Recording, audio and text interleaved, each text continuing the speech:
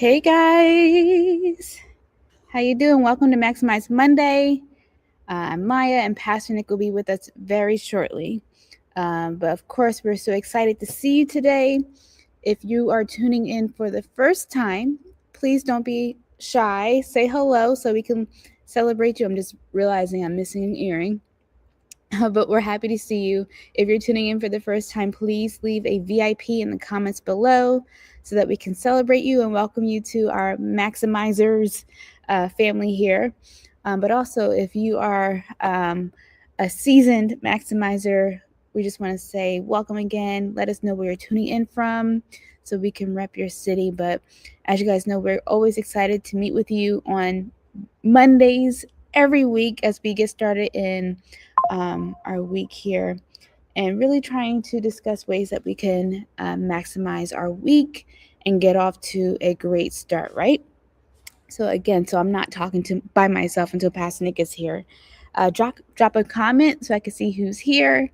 We have a lot of great things going on this month at Bethany. Of course, we are celebrating our Love God month, which is our opportunity to let God know how much we love and appreciate Him for all that He does in our life. Hey, Sharon.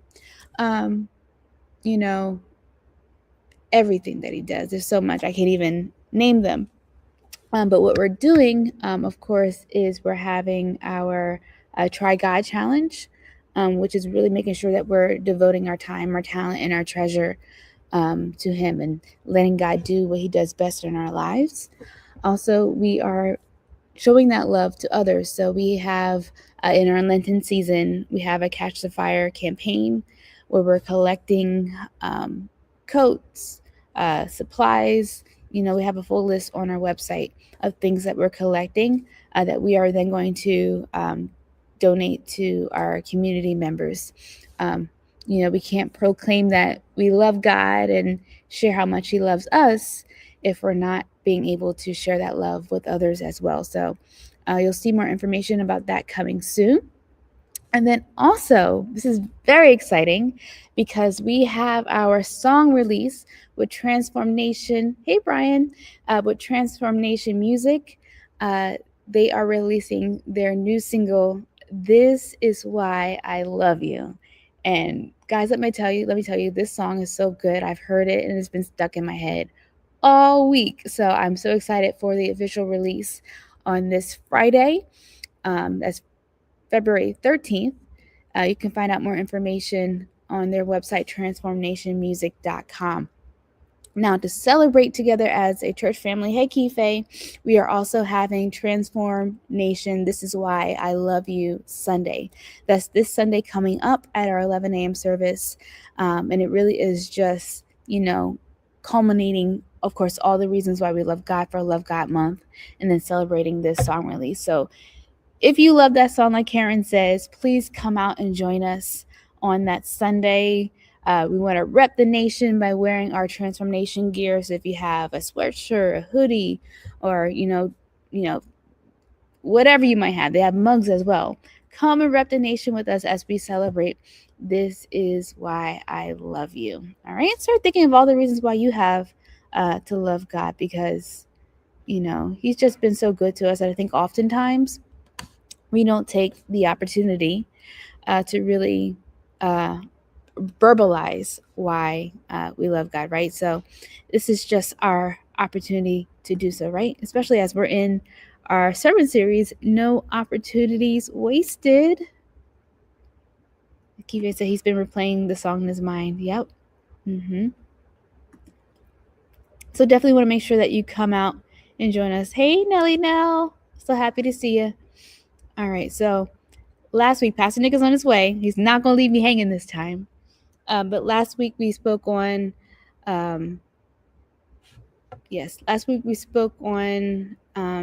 self-love, right?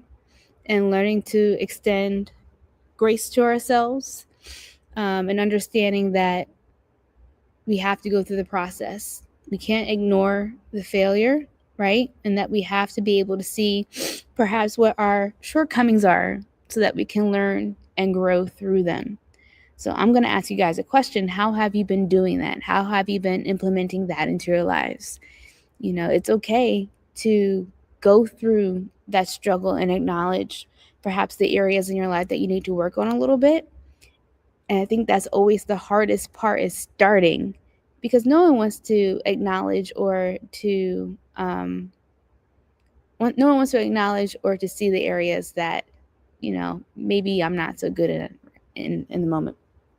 But allowing ourselves to just kind of sit back and relax opens that door so that we can really start to make some improvement in our lives, right? You guys agree with me? Let me know in the comments what you've been doing, or if you have any suggestions on, you know, how you can kind of navigate that process, because it's something that we all have to go through. None of us is perfect.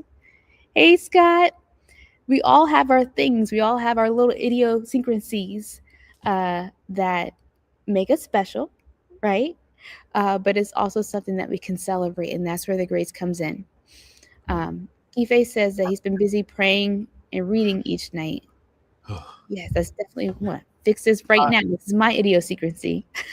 I know you're weird. How you all doing? What's up? Hey, Brian. Hey, Sharon, Keife, Karen, everybody. Hey, Nelly. Mm-hmm. Keisha, Scott, what's up? How's everybody doing? Whew. Sorry, running around with the kids getting together for lunch. Sorry. Busy. Oh, have mercy. You know, about, we kind of snatched that last video in there. Yeah. I shouldn't have did that, but oh well. Sorry. It worked out. It worked out. What are you talking about? I was just recapping what we went over last week. What did we go and over being last able to extend ourselves grace and acknowledge our failures and not let them hold us back, but to see them as something to grow from. Oh yeah, that's true. Okay. It's funny, I was talking about that in that video I just did about learning how to give yourself some patience and our ability to love God, love ourselves. Yep. Accept his love, and learning how to love other people. And I heard a preacher say years ago that the church is the best. I'm paraphrasing. The church is the place where love is perfected. Church is the place where love is perfected. The reason why is because you experience good and bad. Yep. God's house with God's people. Unfortunately, bad does come, but love is perfected. I'm talking about God's love, which is loving all people, your enemies, your friends. And love doesn't mean you have fuzzy feelings towards everybody, but love does mean our ability to cooperate with one another and keep the main thing. Yep. You know, and learning how to care for all people, whether you are friends with them, like them, or not. So godly love is a love that God's calling us to, which is agape love, sacrificial love that sees a need, meets said need, not into playing favorites, you know, but God's love manages and helps all people, whether you like it or not. And what we need to do is perfect that love. I've been talking to people about this, and the preacher said that, you know, it's easy for love to be in the sanctuary because everybody's together worshiping the Lord. He said, but the real place that love is perfected is in the hallway, after service, and people talking in the parking lot. Yep. So before service starts, on your way in ministries, interacting with people. That's where love is perfected. And in order for us to really learn to love others, we have to learn to accept love, because I can only give to you what I possess myself. So if I'm in constant conflict, eventually that's all I'm going to pass is other people. It's constant conflict. And giving ourselves some grace, and also learning to give others grace too. It always amazes me how I watch people do damage in other relationships and want a whole lot of patience. But when somebody does something wrong to them, they have no patience. They're ready for revenge and all that stuff. And I'm like, yo, you messed up relationships too. Calm yourself down. So, you know, I think we need to focus. We're so focused on sometimes ourselves that we miss the real goal, was learning to love God and love other people. Two greatest commandments. It's not three greatest commandments: love God, love yourself, and love other people. Two greatest commandments is love God and love others. Yeah. Yeah. And if I can kind of in that same line of thinking, when I think of godly love, is being able to extend that love without the expectation that that person's going to love you in the way that you want them to. Because I think it's real easy to find yourself in a situation where you love someone and you don't get it back. So you become spiteful, right? Mhm. And say, okay, well, I'm not going to do this. That's not what it's about. Like, if you're loving God in the way that God has called us to, you'll do so without, you know, expecting Mhm. so in return. Yep. And hopefully you get it back, but Yeah. it don't always And turn out that way. yeah, it's true. And something, we talked about before in your video today, just it reminds me so much of some people can only love you in actually not some people. Let me qualify that. When people have been shown another way of love, Mm-hmm. they'll love you the way that they were loved. Mm-hmm. That's all they know. Yeah. So they love you in a way that they receive love, rather than looking at and seeing how does this person view love and how can I adjust Mm-hmm. their standard of love. Mm-hmm. So all of us are different. The guy did the love language thing, which is, Mm-hmm. true to a certain degree, to a big degree. All of us receive love in different ways. And I'm not talking about no crazy, we argue and that's the only way we love each other, that kind of Yeah. foolishness. But if I say I care about Maya, if it's her birthday or for Christmas, I'm not going to get her something that I like. Mm-hmm. You know what I mean? Because that's me loving her the way that I want to be loved. Yep. Versus let me figure out something that she cares about and providing in a way that she sees care. You know what I'm saying? And then Yeah. vice versa. In relationships should look for, what does this person care about? Mm-hmm. Friendships, marriage, dating, church, whatever. And then learn to love people in a way that they receive love. But we get mad at people because we want them to be us. Yep. We want them to do it the way that we would do it. And one of the most disappointing things is when you realize, ooh, you actually love people more than they love you sometimes. It's a disappointing thing sometimes. It hurts. Love hurts. It hurts. Because watch this. Sometimes I've learned this. Sometimes we overestimate our position in somebody's lives. Mm-hmm. It's not necessarily their fault. It's us because we expected them to. Yeah. We thought it was the same. And then you come to realize it's like, it's not the same. Yep. And it's disappointing, but good at the same time. Mm-hmm. It's disappointing because it hurts, but it's good because now you know where to place people. Mm-hmm. And now I know the expectation I have for you. Mm-hmm. I'll go out my way for you, then I realize you won't go out your way for me. It kind of shows. Yeah. Anyway. Yeah, no, that's true. And I think too, kind of on the opposite side of that, because everyone's love language is different, someone might be loving you in a way that you're not seeing. Mm-hmm. And so I think when you're able to kind of step outside yourself and, like you said, being able to provide love in a way that is going to be for that person, also stepping outside of yourself and saying, oh, okay, I do see all the areas now that you're loving me. Now that I understand you better, Mm-hmm. I'm able to see all those ways that you were providing for me and loving me that I didn't see in that moment. Yeah. And my thing is like, yo, this is just me. We're all grown now. Tell me what you like. Yeah. Make it easy. Yeah. Oh, if you loved and cared, you would, you'd be paying attention. I pay attention, but make it easy. Mm-hmm. You're too grown to be going through this whole figuring out process. Tell me what you like so we can work this out. You know what I'm saying? And it's not, to me, it's not selfish at all. Just say, this is what you like, this is what you don't like. Mm-hmm. You got to get off of Hallmark movies and Lifetime movies and all that stuff like that. I'm not saying that's the Hallmark movies. I'm not saying don't watch them. I'm saying is learn the difference between what's fictional and what's great in a perfect world versus what's real life. Mm-hmm. That's all I'm trying to say. But real love assesses need and then looks to see if they can meet said need. Yep. Because loving God should lead to loving other people well. Mm-hmm. And I think that's what God is looking for. And that's the thing, look at God. God tells us in his word specifically, this is how I want to be loved. Yeah. He doesn't leave it up to imagination. He tells us, do this. If you love me, keep my commandments. But for some reason as adults, we like, nah, I ain't gonna say none. I want them to figure it out. And then you're mad when they don't figure it out. Mm-hmm. That's like somebody, Lord have mercy. We've all been in relationships before where you expect a person to be a mind reader. Well, you should know. How am I supposed to know? You didn't unpack your mind. You say it. Get it out your brain so you can skip the whole process of disappointment. Mm-hmm. Know what I'm thinking. You don't know what you're thinking half the time. Thank you. You don't even know what you want. Yeah. Oh, that mercy. I'm sorry. Go ahead. So I stop. No, it's true.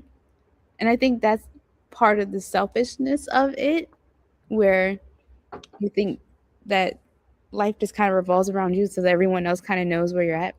Mm-hmm. But what you were saying, what I heard was that maybe the question we need to ask ourselves are we loving God like we say we are? Are we building that relationship with him so that the things that are going to show our love for him just come out more naturally, that people are picking up the love that we have for God through how we're treating them? Yep. So that's a reflective question that we might need to ask ourselves a little bit more. Yeah. Are we loving God the way that he wants to be loved? Mm-hmm. And I can't get mad at somebody when I love them in a way that they don't want to be loved and they're not satisfied. Mm-hmm. And God lays it out in scripture. Boom, love me this way. And he just wants to see, do you love me enough to do it? Mm-hmm. Because he knows how he wants to be loved. And he knows us better than ourselves. He knows how we want to be loved too. Yep. And he meets us where we are to show us, I love you, in a way that makes sense to you. To the fatherless, he becomes a father. To a friendless, he becomes a friend. To one who needs a refuge, becomes refuge. I'm going to meet you where you are and show you I love you where you are in life. Mm-hmm. And the goal is to upgrade you. And that love upgrades you to a new level of relationship with them and all that good stuff. So I know it's cliche now in February with love, but I think that it's important to recognize scripturally how love works. Yeah. Because love, as he says in 1 John, love, don't love him, just what you say, but love in deed and in truth. Love by doing. Yep. And doing reveals your measure and your level of love for others. Mm-hmm. Yep. It's like that song. If you what's that song? I'm not gonna sing it. You're not gonna catch me on here doing that. But it's saying, if you love me, say it. If you love me, do it. Like, action and words have to go together. You know what I'm talking about? I know what you're talking about, yeah. Like, those two. How you got that in my head now? Yeah, it makes sense though. Yes, it does. Those two go together. I'm proud of you. I thought you were gonna come with some like, who's the guy you like? The Christmas song. What's your favorite Christmas song? Oh, Wham. George Michael. Yeah, I thought you were gonna come with some George Michael or something. I listen to all forms of music. So do I. I was like, let's use an example, right? Mm-hmm. The big hoopla over Bad Bunny last night. Mm-hmm. I'm not watching. We need something American. It's political. It's being political. Why is it? Because it's a Hispanic man who's an American citizen, by the way. No. Who's an American citizen, by the way. Right? I'm talking to people like, well, I didn't understand the word he said. Neither did I. But you don't have, the visual presentation. Everything was beautiful. Beautiful the way it looked. It was great. The whole scenery. It looked like an island. But it shows how people's own bigotry gets in the way before they ever even see anything. And I was talking to people about it last night. I don't want to be political. I'm not going to watch it because they're afraid they're going to do some crazy stuff. And I'm like, y'all, they overdid it. Mm-hmm. That's why anything that's different can be seen as un-American, can be seen as woke, could be seen as, let's not get into all that. But what it shows is honestly a lack of love, though. Mm-hmm. Now, if you don't like something because you don't want to listen to the music, that's a whole nother thing. If you're not into secular music, or if you don't care about his music, that's fine. But prejudging and using politics as your reasoning, Yeah. you're masking your own hatred in the form of, being political, or whatever. You're trying to minimize it instead of calling it what it is. Mm-hmm. That's really what it was. Because all the stuff they said that's going to happen didn't even happen at the halftime show. Didn't even happen. Yeah. But yet on the other network, they had somebody talking about doing some wild stuff and then start talking about Jesus. I'm like, come on, y'all. What are we doing here? Anyway. Yeah. It's okay to get outside your comfort zone and to do your research, right? Like, okay, you don't speak Spanish. I didn't understand a thing that he was saying last night. But I went back and looked at what he was saying, and like everything was all about love and unity and whatnot. That if I had just said, "Oh, I'm not going to watch it," I would have missed all of that. It was a wonderful message. Yeah. And I think that's that Star Wars. I love me some Star Wars. Mm-hmm. The Andor TV show was so phenomenal. Yeah. The guy said that oppression is the mask for fear. Oppression is the mask for fear. So let's oppress these people, keep them down, because we're really just scared that we're going to be replaced. They're going to take over. Because the thought is, if they take over, they're going to do to us what we did to them, not realizing that that's far from the truth, that's not going to happen at all. So I think that people don't recognize their own bias and how that lacks love too. Mm-hmm. Ooh, Lord have mercy. You're right. It really can distort your reality. Tiana be teaching. She be preaching in the comments. It's true. And people will mask their bias and use God and use whatever. And they got the nerve to call other people snowflakes. It's just like, y'all, to me, some of the stuff is so sensitive. And I get it, because I was having some conversations with people about this yesterday. I'm like, y'all just calm yourself down. Oh, never mind. I won't say nothing. It ain't that deep, right? Unless you find a way to say it in a nice, if you can't. You have okay. You can't be upset about one thing and then not be upset about the other.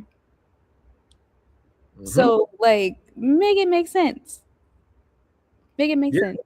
And that's all I'll say, because, I know.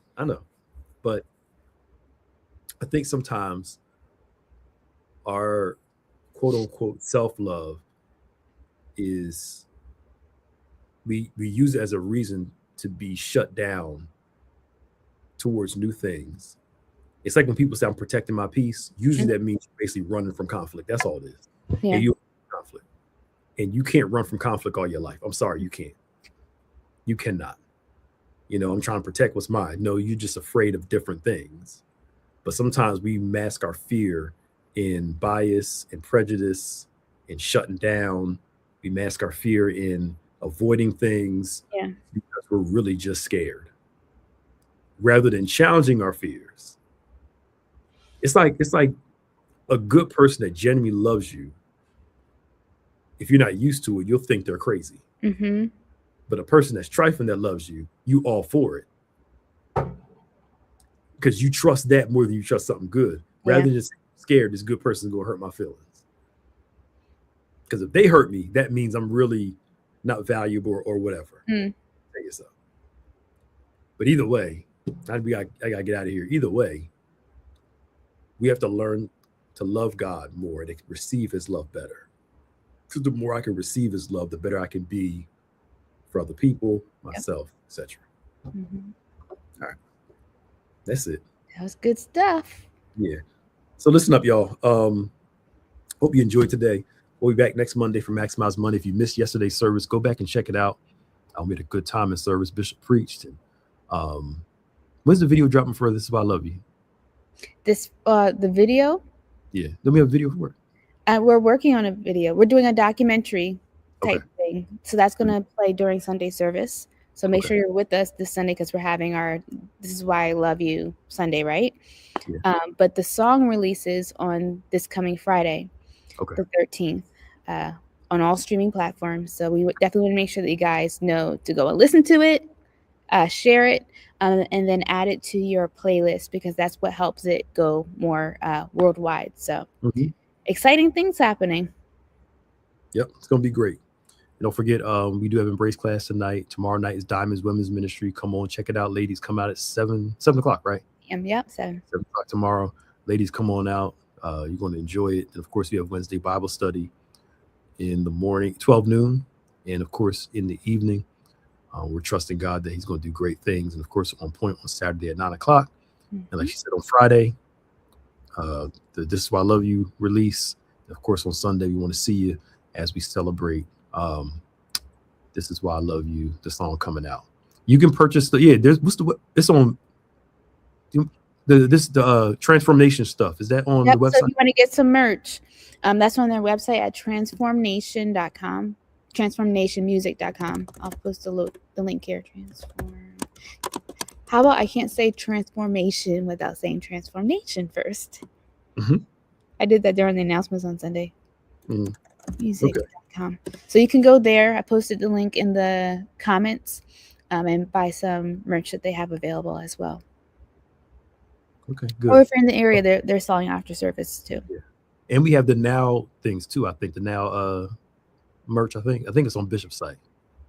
Is I'm it? not sure. I'm not sure if it's available yet. It's definitely something that's being worked on. I thought it was available. Okay, we'll talk about it next time then. We'll go to Transformation Music, and you can purchase some Transformation paraphernalia, and it's going to be cool. You have to worry. They wear anything specific Sunday? I don't think so. I think just the whatever transformation stuff that you have, anything that you can do to rep the nation. Okay. I think will work. All right, cool beans. All right, we appreciate y'all, and we hope to see you all next Monday for Maximize Monday. Love each other, love God, and we'll see you then. Bye, y'all. Bye, guys.